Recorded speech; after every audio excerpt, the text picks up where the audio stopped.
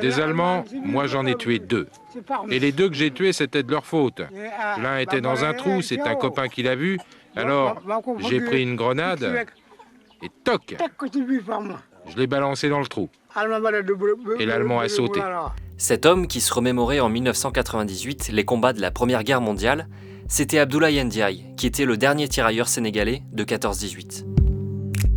En 1914, Abdoulaye Ndiaye a 20 ans. Il est arraché à son village du Sahel et enrôlé de force dans les troupes coloniales françaises, emmené à Dakar, puis embarqué vers la Belgique pour rejoindre le front. Abdoulaye Ndiaye participe aussi à la bataille des Dardanelles en 1915, dans l'actuelle Turquie, avant de revenir participer à la bataille de la Somme. Les Français avaient fait sauter un pont. Pendant 3 jours, on a rampé, on s'est battu. À ce moment-là, il faisait encore chaud. Mais les 160 000 tirailleurs ne vont pas tarder à découvrir l'hiver dans la boue de la Somme. Dans les 2 camps, 400 000 soldats y trouvent la mort et 600 000 autres sont blessés, dont lui, touché par 2 balles à la tête. La première est sortie par là, vous voyez? Elle m'avait frappé là. La seconde a ricoché contre mon casque et m'a touché là. Son périple s'achève à Verdun en 1918. Un jour, on devait remonter au front.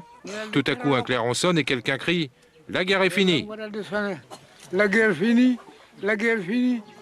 Les officiers étaient contents, ils s'embrassaient, ils disaient « Ça, c'est bien !»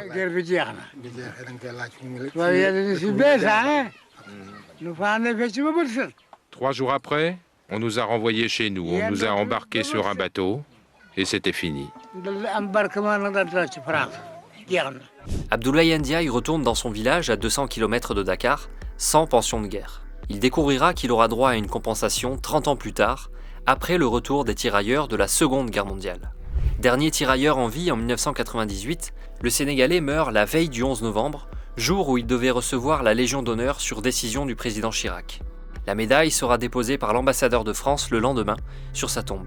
Et son fils, à force de faire vivre la mémoire de l'ancien soldat, parviendra à obtenir de la France la construction d'une piste pour désenclaver le village.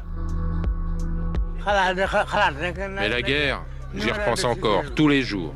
La nuit, souvent, je rêve que je suis en train de me battre.